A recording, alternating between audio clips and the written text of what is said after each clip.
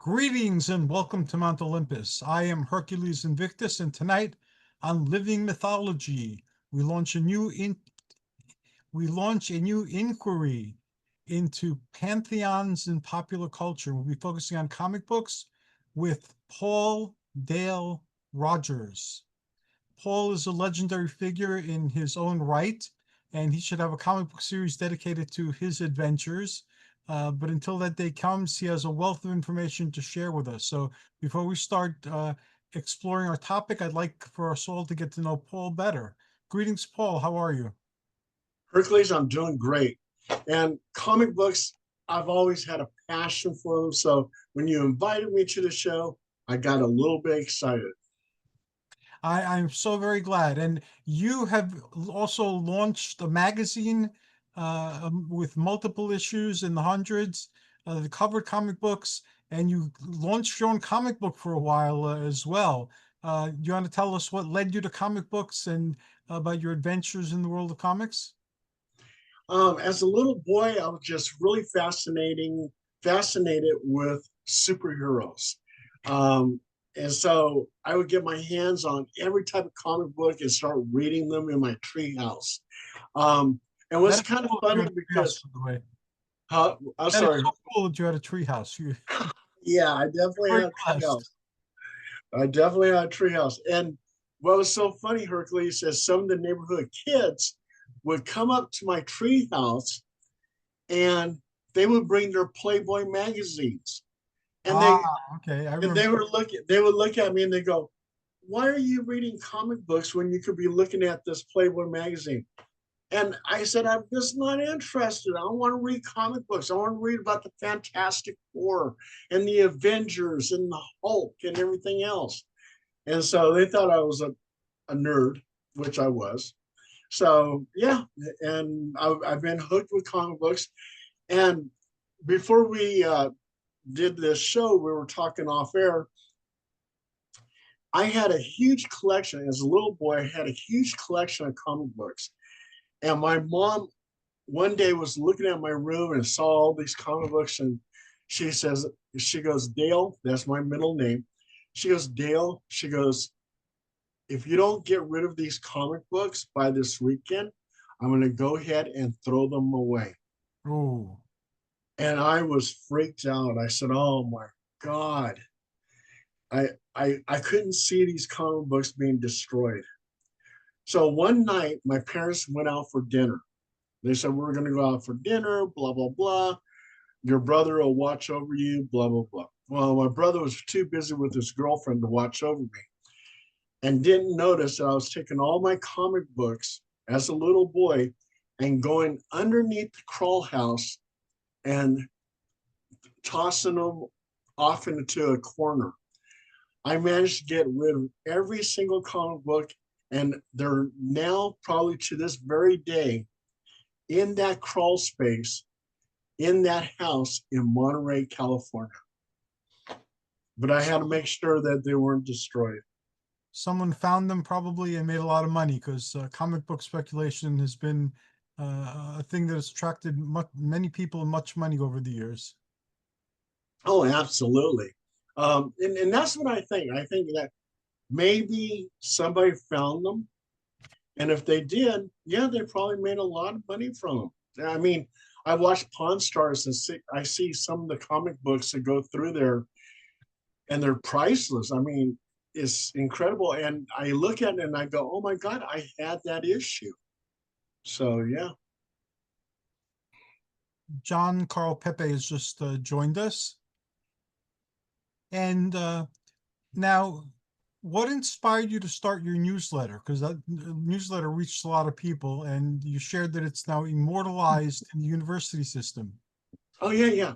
I um I was well into comic books as a little boy into adulthood. And so in adulthood, I was working at Department of Health Services, and there was this a scientist that would notice comic book characters on my desk. And he says, "Oh, who put those characters on your desk?" And I said, "Oh, it's something my son gave me." I was like in the closet Mhm. And then he would talk about the Hulk or something, or the Avengers, and I had some knowledge of it. He goes, how is it that you know so much about the Avengers and the Hulk if you don't read comic books? And so we're going like this for a while. Finally, I gave up. I said, okay, I read comic books. He goes, well, so do I. And he's a scientist at Department of Health Services. So we were to spend a lot of time in cubicle together talking about comic books, DC, Marvel, the whole works. And we said, we have to do some creative. So Jeff Clifford, and he's deceased now, bless his heart, but Jeff Clifford and myself created this newsletter called the People's Comic Book Newsletter. And all the aspiring writers and artists that want to break into the comic book business started submitting their stories, their artwork to us, and we would put this newsletter together. And we had over maybe 150 issues, and all 150 issues are at the Michigan State University, and also to have Bowling Green University in Bowling Green, Kentucky, in their special collections. So all the newsletters are preserved. And I said, well, I have to publish a comic book. That's my goal. Very hard to do, but I gathered some artists and writers, and I came up with my one and only comic book, The Legendary Dark Silhouette. And Awesome. yeah, and you saw the cover. Yes. And The Legendary Dark Silhouette actually was in the Marvel universe for a short time, because the artist painted my character, the Legendary Dark Silhouette, shaking hands with Spider-Man, and that drawing was placed into a Marvel magazine. So officiating my character with Spider-Man, which was really, really cool. That is incredible. That's epic. That is epic. Yeah, when I saw that in the Marvel magazine, my character, I totally freaked. I said, wow, that's cool. And you saw that. I sent it to you. Yes, so we definitely got to put that picture up somewhere. And you're also a famed and legendary letter writer too. You've written thousands of letters to comic books and things like that. That is awesome. I am a notorious letter hack. Over 1,000 letters. And if you look at Letter Hack Wikipedia and scroll down, you'll see my name, Paul Dale Roberts. I'm right up there with Olaf Beamer, another notorious letter hack, and the author of Fire and Ice, Game of Thrones, George R.R. I can't think of his last name. Martin. Yes. He was a letter hack. Oh, very cool. Yes. So you're in good company there. Yes, definitely. And you're also a paranormal investigator, which is how we met. Oh yeah, paranormal investigator. And now I have my own published author, yeah. And now I have my own podcast, the Waiting Room Podcast, in which you are a guest in. I have to look at my schedule, but you're there. In August, yes, I'm looking forward to it. And John Peep's here. John Pepe. Pepe, another legendary person I know. Thank you. I have knowledgeable people about comics that I've ever met, and he's very generous with his information, and he's very funny. He's very amusing, entertaining, funny. Well, that makes two of us that think that I'm funny. I appreciate that, Hercules. There you go. Yeah, sorry I was a little late. I actually went to the other lake. I had that bookmarked, and I had to I'm like, oh, it's the wrong one, and I had to go back. But I caught most of your story, Paul. I happy to be in your company. Oh, thank you, I'm thank you. very fascinated about the paranormal investigation stuff. That is something that is pretty big in our household, and maybe talk at some point, I'm sure, down the road, because that'd be a lot of fun. I guess if you want me to give you a little bit of background, Yes, yes. I lurk on the Mount Olympus podcast network. I have a little yurt on the base of Mount Olympus, where I do the Pep Talk, which is a monthly pop culture / motivational show. And my pedigree as far as that and where the Pep Talk name comes from, Paul, I don't know if you're a New York sports fan at all, but if you've ever heard of the writer Phil Pepe, he was my father. He was the beat Oh, writer for the New York Daily News, beat writer for the Yankees during the dynasty in the 70s, wrote about 60 books in his lifetime. And he also, if you remember CBS FM 101.1 in New York, right. yep, when it was a true classic oldies station, the Harry Harrison show every morning. My father would do the sports for, from the 80s through the early 2000s, and would do a 1 minute commentary at 6 p.m. Perfect drive time for everybody to hear it, about the sports topic of the day on CBS FM, called the Pep Talk. So I stole that for the name of my show on the Mount Olympus Podcast Network, which started out as a conjoined show. Hercules and I talking about various versions of Hercules in Marvel Comics, DC Comics, we did an episode on Conan. We really covered a lot of fun ground. And then about a year after that, Hercules, mid-show, and I still remember this, makes this announcement and says, I was getting my own show. And so that was great. I was really happy. And so basically, we're in our 4th year now of the Pep Talk, now in video, which has been a game changer. So And I think I've seen Pep Talk. Yeah, you look very familiar. yeah, so I have a chat, on the Hercules Invictus channel on YouTube. I have a playlist. My most recent episode was with my friend Tom Palmer Jr., son of famed Avengers inker Tom Palmer, as well as Tomb of Dracula and Star Wars when Marvel had it, and dozens of other things. I always say, if you ever read an Avengers comic from the 80s through the 90s, early 2000s, you saw Tom Palmer Sr.'s work, and he was a wonderful man. Became a good friend of mine because I was a good friend of his son. His son Tom was associate editor on the Superman books in the early 2000s. So we kind of did an episode focusing on that.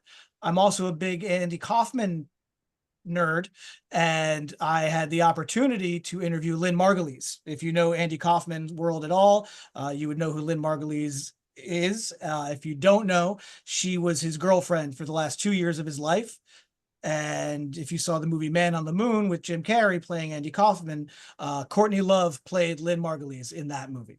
And that was a fantastic interview. So yeah, I've got about five episodes now on the YouTube on this channel. And the Andy Kaufman mystery, is Andy alive? Is he dead? Is he neither? Is he both? That continues on in great deal because of John's show. It's funny. I thought she was going to sit there and be like definitively that, no, he's dead. I was there, because that's been the story. But boy, she added fuel onto the speculation fire a couple times. And there's a moment at 57 minutes in, right towards the end, where was there a lag in the sound so she didn't hear where I was going with the statement, or did she just subconsciously blurt out, but he's alive? Because if you catch that, I'm surprised not a lot of people have picked up on that little moment. If you check that out, but boy, she's so wonderful and gracious, and still plays the game. I mean, that was, like she said, it's all wrestling. And is the Andy alive or dead? It is part of the game. It's part of the wrestling. And again, I live in the 80-20 world. 80%, yeah, he died in 1984. 20%. It's fun to play around with, and there is a chance. There's always a chance. You got to believe the impossible. There's always a chance. And that's another connection we all have together. Tim Beckley and now Tim Schwartz, they used to put out the Conspiracy Journal. And Andy Kaufman's story and continued adventures in this world that he supposedly left, those are worthy of any conspiracy theory I've heard to date. So I'm glad that plays out on your show on Mount Olympus, because Mount Olympus is proud of you in the process. Oh, I thank you. I am proud to be a part of Mount Olympus Podcast Network. It has been a wonderful addition to my life, and the chance to get to talk to people, friends, strangers, and just kind of get out there and say my little 2 cents, you know? Well, it's always welcome. And today is kind of like a revisit to the early days of your show. And we're going to be returning to exploring the pantheons in popular culture. Now, I'm Greek, as everybody who knows me knows, and I have a mythical name, and I'm attracted to all things that are mythically related in popular culture, as well as scholarship, as well as film, you name it. If it has Greek mythology playing out in it, I'm a big fan of it, and I'll watch it and I'll absorb it and learn from it and talk about it. So the Olympian pantheon came into Marvel Comics pretty early on. Before it was Marvel, there was like a Venus, I think, was in it, and Mercury was in it. They had some gods from Olympus playing out in the larger universe. But it wasn't until Jack Kirby brought Hercules into the Thor comic, his Journey into Mystery, that Olympus entered the Marvel comic book universe. And 1965. yes, Yep. and Hercules has been part of it ever since. Now, I was 6 years old in 1965, so that's when I became aware of this. And my father liked comic books, so it wasn't a big deal for me to be reading comic books. And my mother was very much into the Greek culture, so I had Hercules. How more Greek can you get, than the Hercules book? And there's Zeus, there's Hermes, and there's Aphrodite. So that was a very big part of my growing up.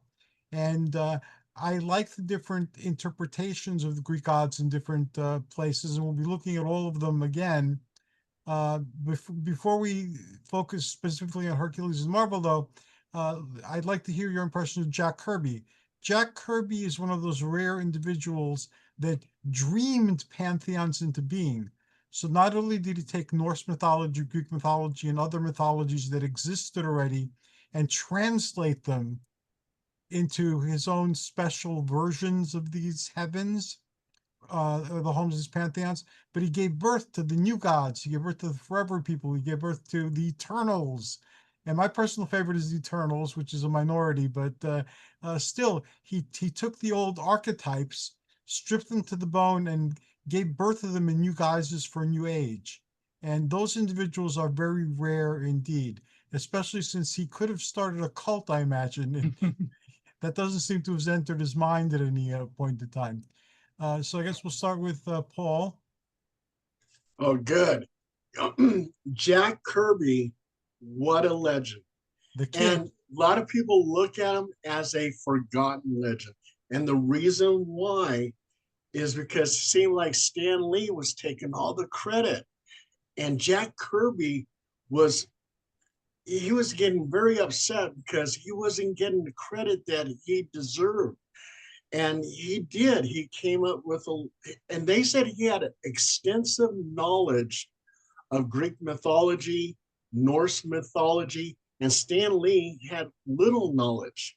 But yet Stan Lee was the face of Marvel, and he was getting all this good credit, and he was becoming rich. Jack Kirby, he was having financial problems, and he became bitter. I mean, you're looking at Jack Kirby, who created the Hulk, Captain America, Iron Man, Ben Grimm, Silver Surfer, Black Panther, and then he goes over to DC. He does Commandy, he does New Gods, Forever People, Etrigan the Demon, and Mr. Miracle. In fact, Mr. Miracle issue number 4 was my very first letter published as a little boy. All right. And that from there, I became this notorious letterhead.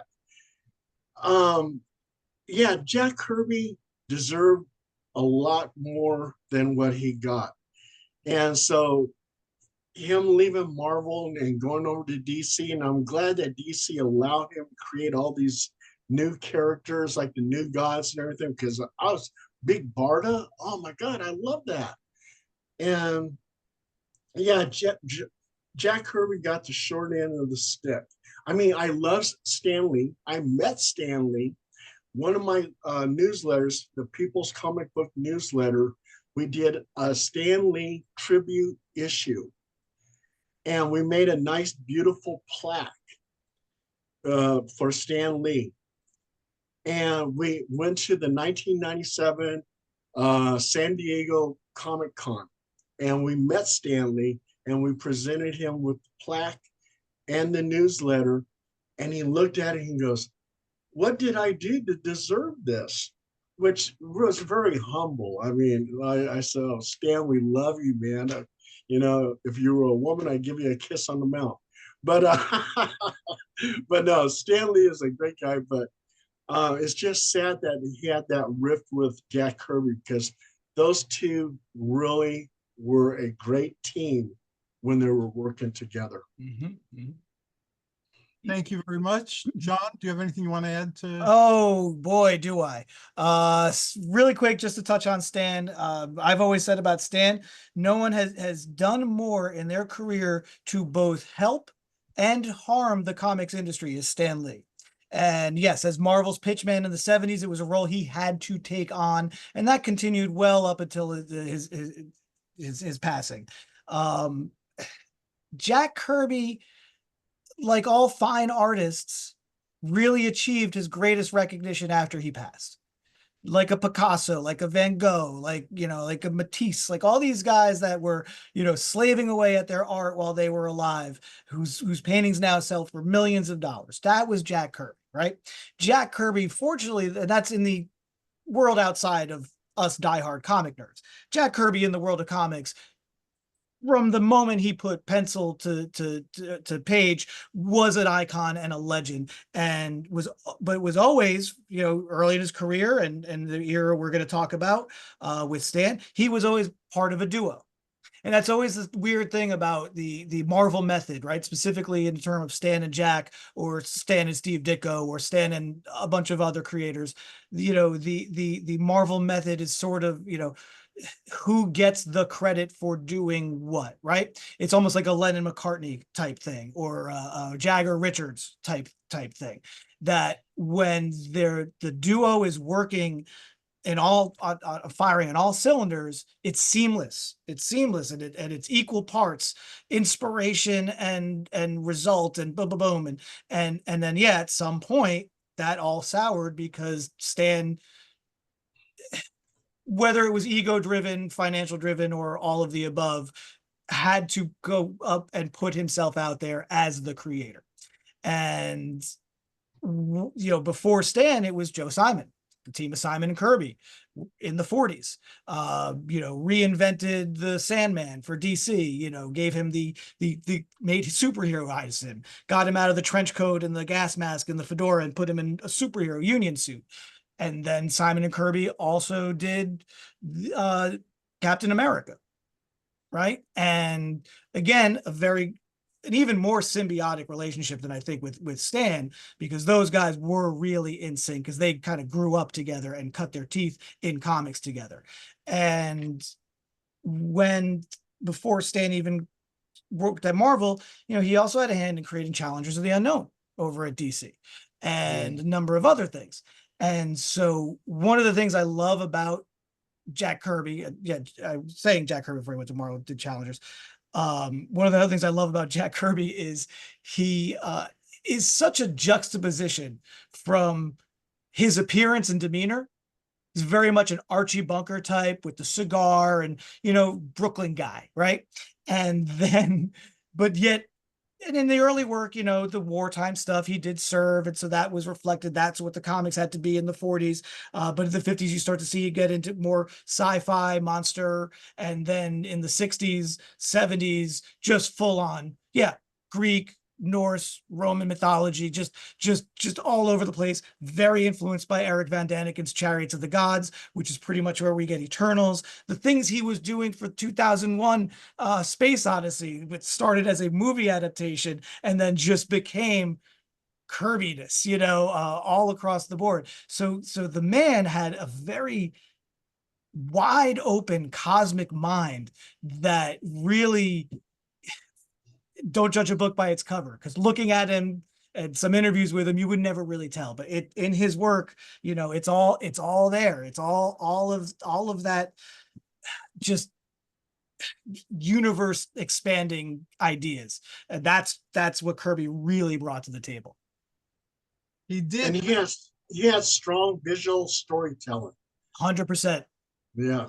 And an innovator too, because remember, he started playing with collages as backgrounds and photocopying these collages as these backgrounds, as to make, you know, wild dimensions and spacescapes. And in the early days, you know, of Marvel, they couldn't do that in color, so it would stand out. They would be just sort of black and white collage backgrounds with the hand-drawn art on top of it. And then later on, yeah, they were able to introduce color into it, like with the New Gods and such, that that it really just was like, you know, I can just imagine being a kid at the time and opening up one of those double page spreads with the collage and just having your mind blown, you know, doing drugs before you probably were even old enough to do drugs. His imagination was inspired, I was surprised, primarily with biblical literature. Mm-hmm. Mm-hmm. And his spirituality was very tied into biblical themes. And I remember I used to have, I don't have this anymore, I wish I did, but I had a Batman comic drawn by Kirby where he introduces Thor. So years before Thor came out as a comic with Marvel that Kirby brought in, he did a red-haired, bearded version of Thor. And I think it was the same thing. Thor turned into a person when he was apart from the hammer, and the hammer became a stick. So that whole shtick was in there in DC years before it appeared in Marvel. And I remember reading that I think it was he convinced Stan Lee to go with the Norse pantheon rather than the Greek, because DC was relying very heavily on Greek pantheon. Mm-hmm. So he pitched to do, you know, Asgard and Vanaheim and the 9 worlds instead of doing Mount Olympus and surrounding areas. What one of just almost to touch on Jack's relationship with Stan too. One of the things I really loved when he first left Marvel and did the New Gods and introduced Funky Flashman in Mr. Miracle. And it's a great sequence because it is Funky Flashman in his mansion with his sycophantic butler, who was another creator, young creator at Marvel that followed in Stan's footsteps. And you kind of see Funky Flashman go through, and he takes a fake beard off of mannequin head and puts it on, and takes a wig off of another mannequin head and puts the sunglasses on, and Funky Flashman with Stan Lee. And I just love that Jack got that little dig on him in there. But one of my absolute favorite things, because eventually, yeah, they, you know, their relationship had its peaks and valleys, because, you know, when he got treated really poorly at DC and that didn't work out, and then he goes back to Marvel, Stan welcomed him with open arms. Everyone there welcomed him with open arms. They were happy to have him back. And it seemed like that, you know, Jack was able to have more creative control in what, you know, what he was doing. And that really shows to me that there at that time, because I think it did sour again down the road, but at that time in the mid 70s, when Jack came back, when he did one of my absolute favorite issues of the original What If series, what if the original Marvel bullpen had become the Fantastic Four? And he puts Flo Steinberg as the Invisible Woman and Saul Brodsky as the Human Torch. Stan, of course, is Mr. Fantastic, and Jack is the Thing. And it's a great, if you've never read it, it's a great story. Basically, someone sends this package to the Marvel bullpen.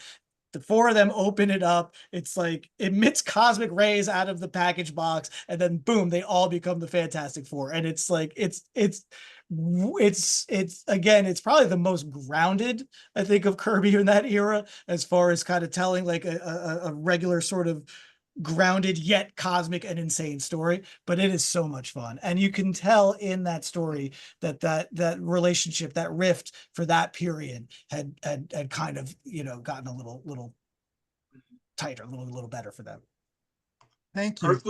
Hercules and John, I got something to tell you, going to blow you away. Okay, blow us away. Have you guys ever heard of Stephen Skeets? Yes. Okay. Stephen Skeets was the editor of Marvel, and Stan Lee didn't like his editing and got rid of him. Well, Stephen Skeets from 1996 to 2012 was the editor-in-chief of my newsletter, the People's Comic Book Newsletter. Oh, wow. Very cool. Yeah. And Stephen Skeets, if you go to his Wikipedia and scroll down, you'll see it. It says that he was the editor-in-chief from that time for my newsletter. Very It was cool. very cool. I actually had somebody from the Marvel bullpen that was working for me for free. For free. That was Even also- better. When I had my TV show, something similar happened. Because my show was just so unusual, a lot of people who are professional, I guess, film people wanted to do free work for me so they could put the clips from my show, which was phenomenally different. Hmm. So I had people from like a Queen Latifah show, from Blue's Clues, from all sorts of shows, coming and going and working on the show. And I was grateful for it.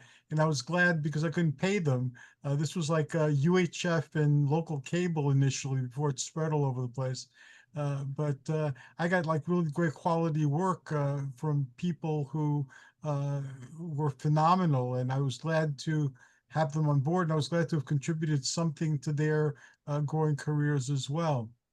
Now, what created universe that came from Kirby's mind do you find the most fascinating or you most resonant with?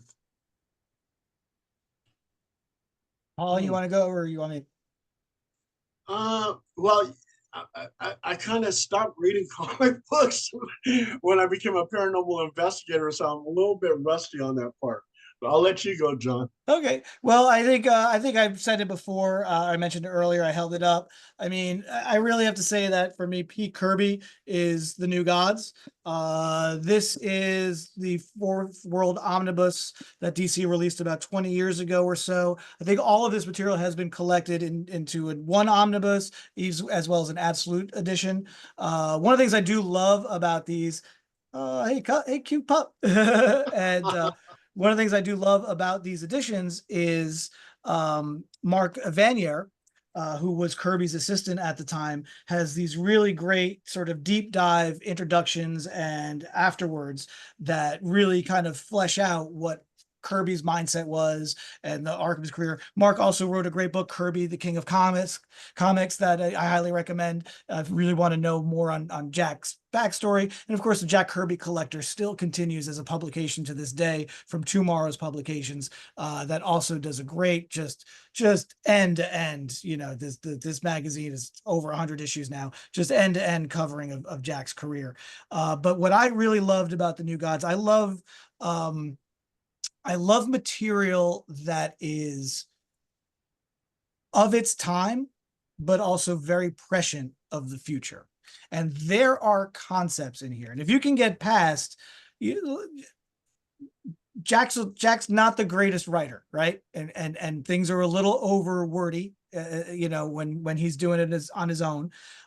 But if you can get past that, and if you can get past the horrible crime of hiring Jack Kirby to draw a comic book with Superman in it, and then having somebody redraw Superman in the non-Kirby style, that to me is the biggest crime of this, and that is always hard for me because I loved how Kirby drew Superman. I even had the DC Direct a bunch of years ago even did an action figure of Superman in the Jack Kirby style, and I have that figure. I love that figure. So if you get past those, there are just some concepts that are just mind-blowing, that are universal, that have also informed other media as well as real life. One of the things that really struck me at the time reading this back in 2006 when these were coming out, the character of G. Gordon Godfrey, Glorious Godfrey, and how when he comes to Earth, he is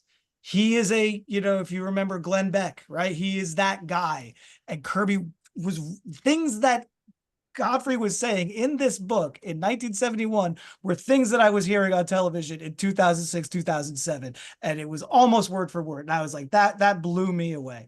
The other thing that I love about the New Gods is that, and it mystifies me to this day, but if you're familiar with this material, especially the fact that it is a father versus a son story, the father is named Darkseid, and they all worship the source, which is something that binds us and surrounds the universe and brings us all to, so I have no doubt that little George Lucas, who was taking inspiration from the Joseph Campbell Heroes of a Thousand Faces and Power of Myth, and from Kurosawa movies, right? The Hidden Fortress and all that.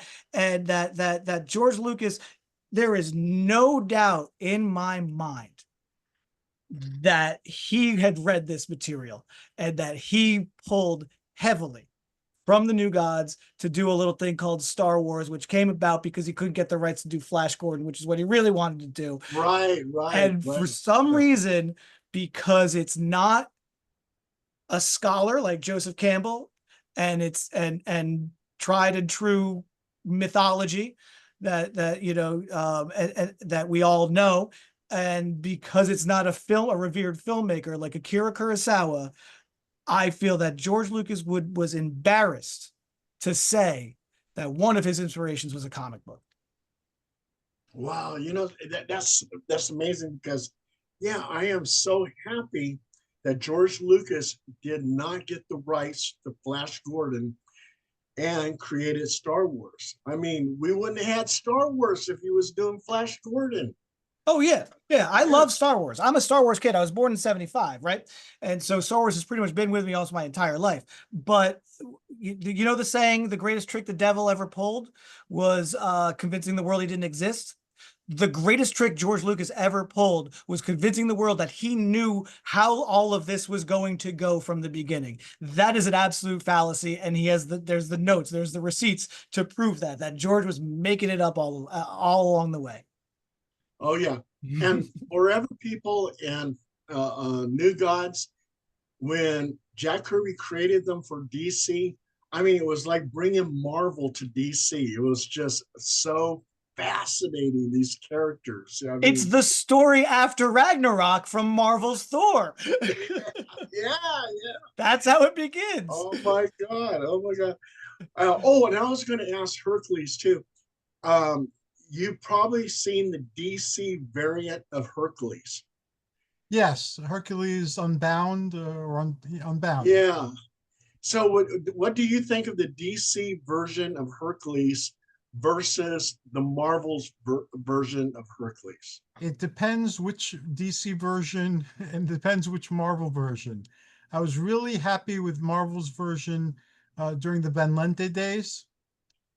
And now I'm kind of like, I like some elements of it. I don't like some elements with it. When they started putting him back in outer space, I feel that they lost the story. And when I had Fred Van Lente on the show and asked him why he stopped doing it, he said that they ran out of stories, basically. So people who took it after Fred, I feel were not as masterful as Fred in weaving in the mythology with what's going on now and so forth. And they tried to reboot him through the comic book Herc, which had him lose all his powers, which superheroes do every now and then.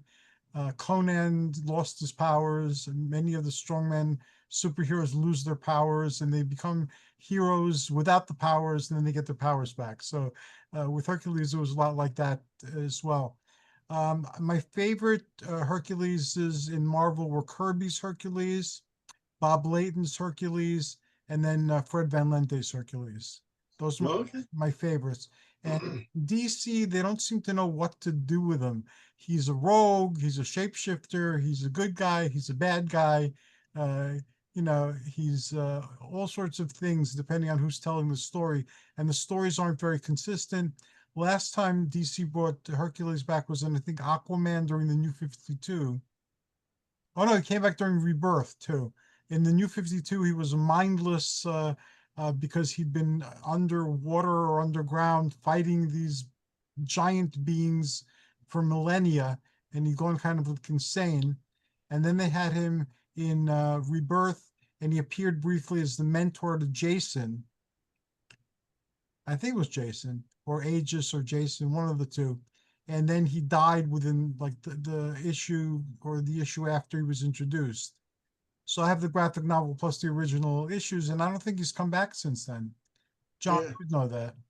Yeah, you know, the DC has really moved away from playing with the Greek, the Greco-Roman pantheon in recent years.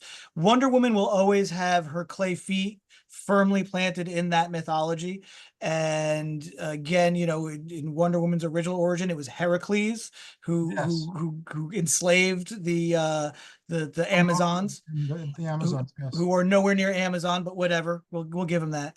But they and you know, so that has sort of been interpreted. And I remember a big thing, we talked about this on the old show in the early 90s when DC did a War of the Gods crossover that George Perez spearheaded, because that was sort of the culmination of his Wonder Woman work.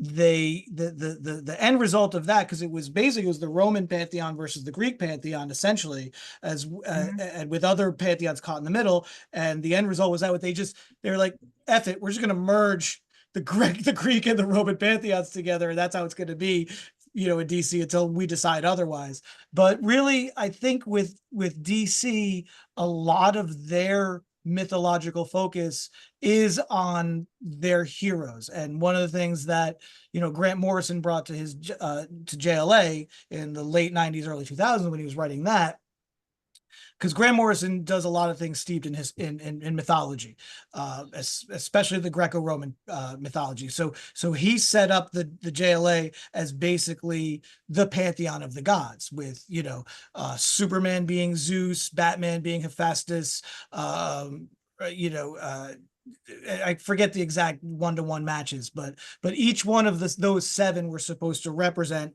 a different Greek god. And Right. then, you know, when he later on, and you know, about 20 years ago, when he does All-Star Superman, he models that after the 12 labors of Hercules. So, you know, Superman is dying and he has 12 tasks that he wants to finish before he dies. And so that is sort of where DC's head is at as far as using the mythological characters. And Again, their new Superman movie, that's one of the inspirations, that the All-Star Superman. yep, absolutely. Yep. That is one of the four that James Gunn has cited. That, Superman for All Seasons, Superman Birthright, and then Action Comics 775. But yeah, as far as that goes, I think the most recent use of Hercules, again, I think it was more the Heracles, if I remember correctly, was Kelly Sue DeConnick did that History of the Amazons, you know, miniseries, the oversized. And I think that, you know, since that covers, you know, the imprisonment of Queen Hippolyta and by Heracles, you know, that's the last time that I saw him show up. That again is a black label, so sort of sits outside of the main continuity.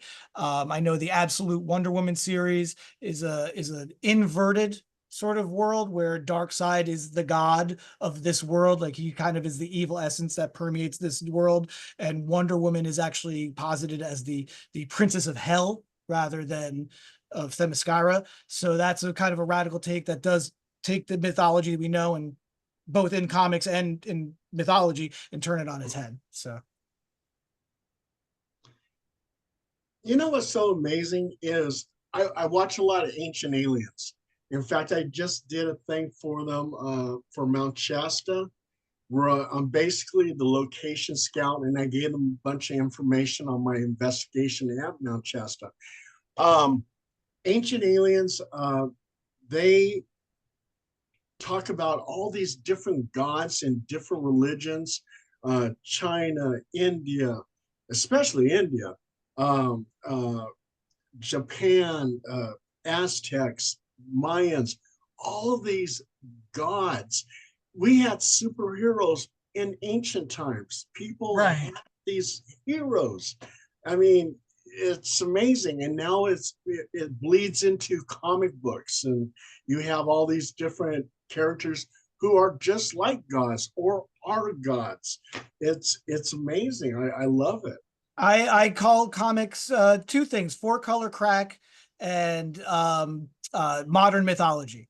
And part of the thing with the modern mythology, which I think is really funny, because if you look at like the various interpretations of classic mythology, right? There's, you know, and there's, again, like any religious text, it is just a game of telephone where stories are passed on word of mouth. Eventually they get written down, details get changed, right? So we always talk about, oh, DC Comics continuity. It gets very confusing with the different reboots and realities and the multiverse. And now Marvel has the same thing, or the sliding time scale that Marvel likes to do, and The all that. variants, The variants now. Yeah, that's the variant. And what's the new one? The Prime variant, or the you know, the linchpin now, that if that one dies, the universe, yeah.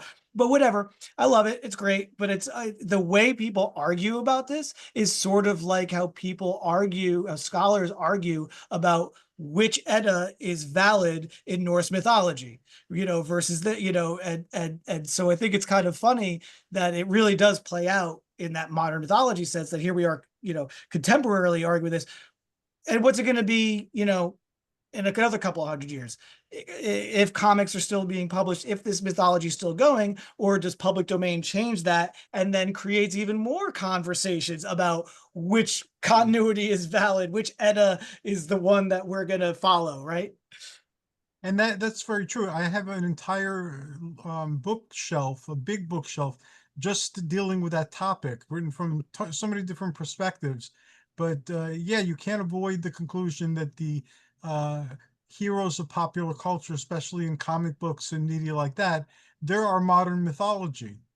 And like in ancient times, where these figures would appear in different places and interact with pantheons, or you'd have a version of them in a different pantheon. Same thing with comic book companies and universes today.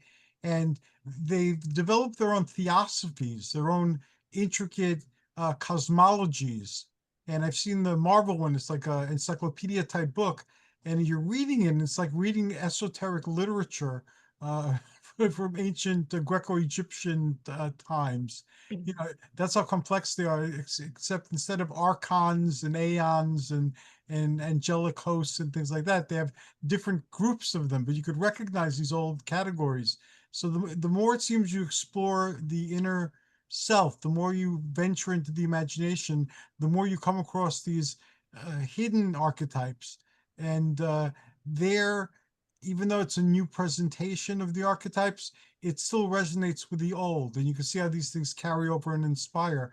And because we're a global culture now, if we ever lose that, people having somebody turning angry into a green ogre or a green giant, that'll be a universal theme. And psychologists of the future will wonder what inside us produces this image that it appears globally. And like you said, they'll have all sorts of theories about cultural diffusion, you know, and they won't know that at one point it was part of our entertainment, part of our modern mythology, still a living part of who we are and what we do. I want to see the religious wars break out in several years. The Siegel and Schusterite Superman followers fighting with the Burnians Superman followers, and the, you know, the Wadian Superman followers. Our Superman is the real Superman. I would love to see that, those types of conflicts arise because of disposable entertainment as at the time that it was created. And sadly, we probably will see that at some point. You know what else I love about comic books? What? Crossovers. Yes. Marvel, DC coming together. Again, yes. Which they're doing that. They're bringing them back. They're doing that again now. Oh, fantastic. After 20 some odd years, because the last thing they did was the JLA Avengers. And at the time, the people running Marvel and people running DC were both like, we're never working with those bastards ever again. All those guys have now moved on, or no longer in charge of Marvel or DC. And so, yeah, the first one out the gate is going to be Marvel's going to do a Deadpool Batman.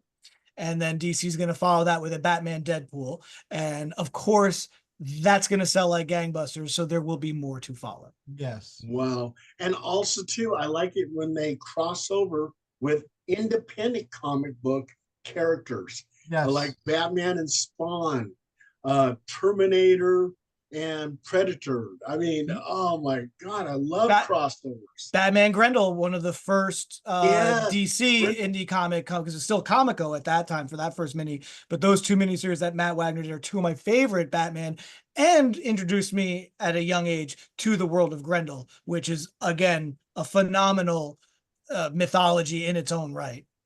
I've had some letters published in Grindel, and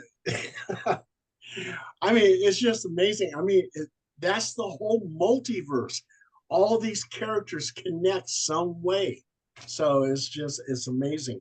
Um, Also, too, I used to be really concerned about all the Golden Age comic books, Silver Age.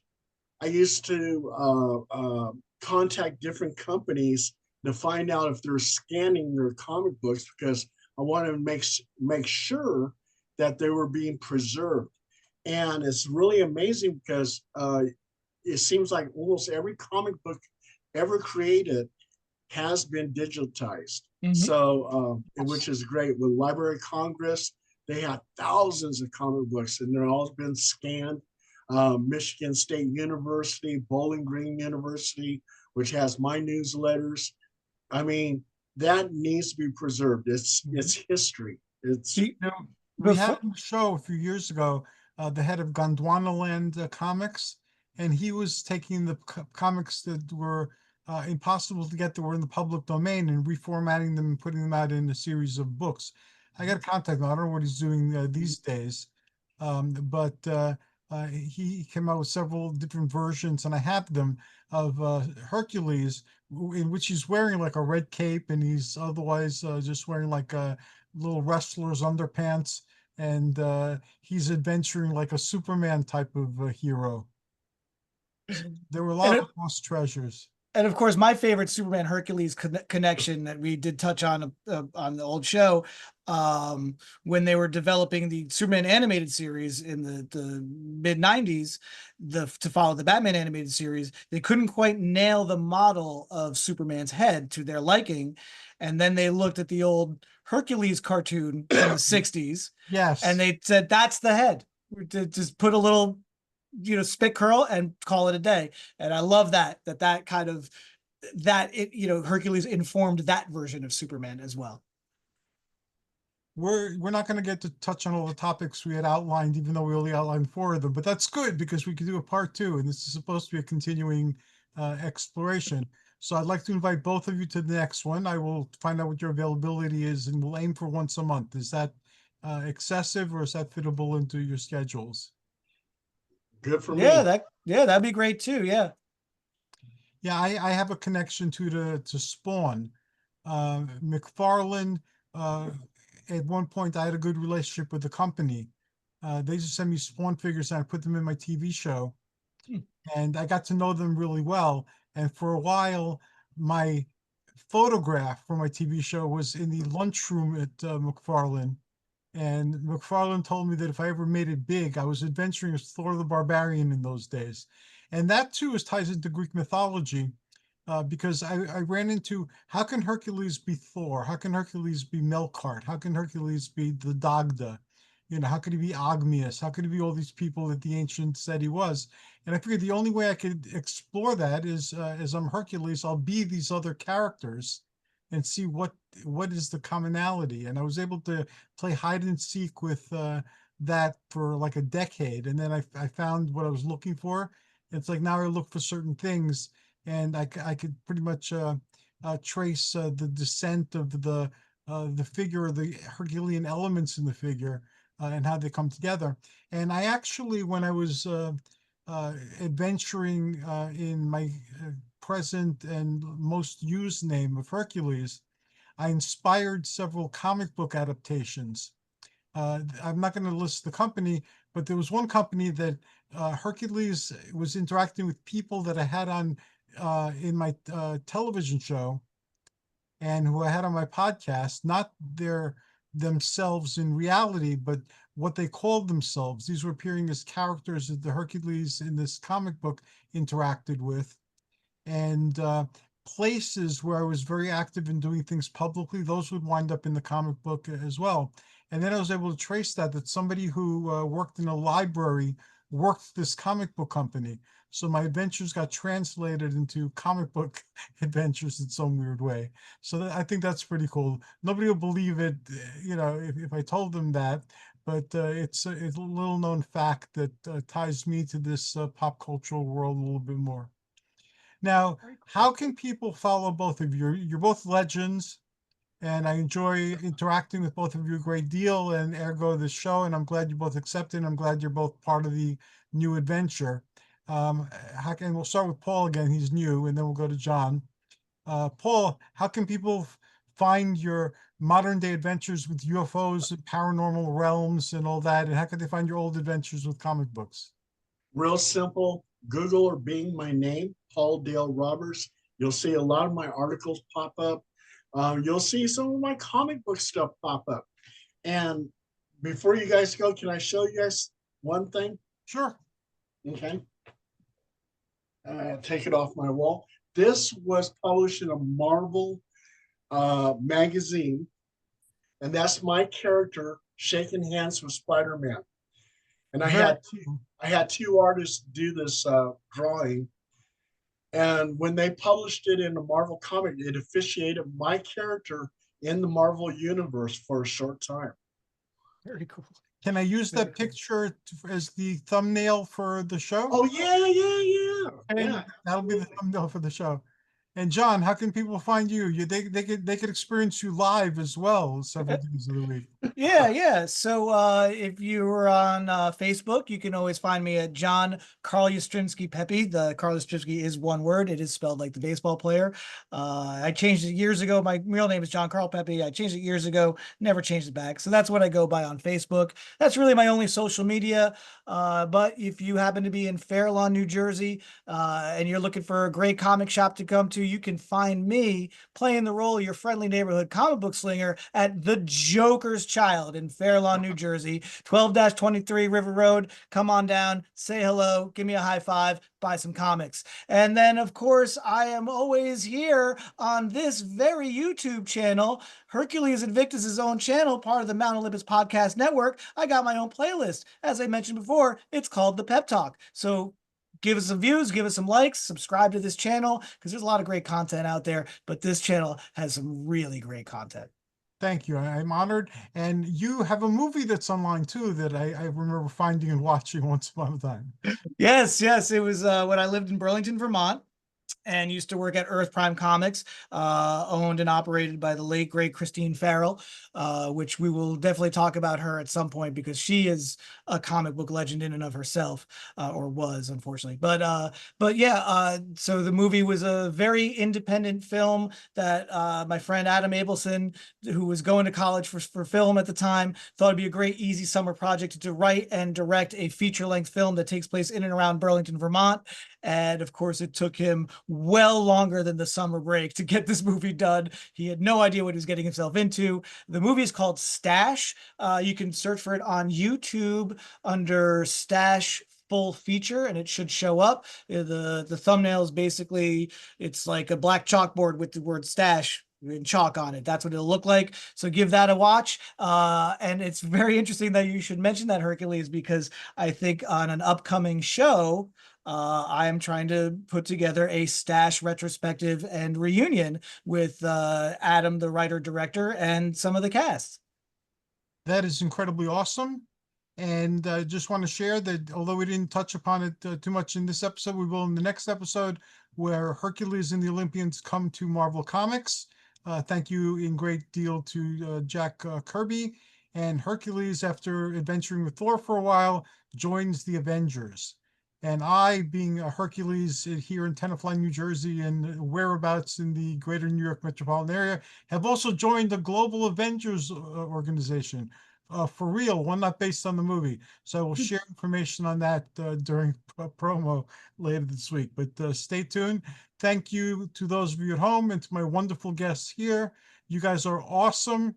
I'm glad we have this in common, and I'm glad this adventure will continue.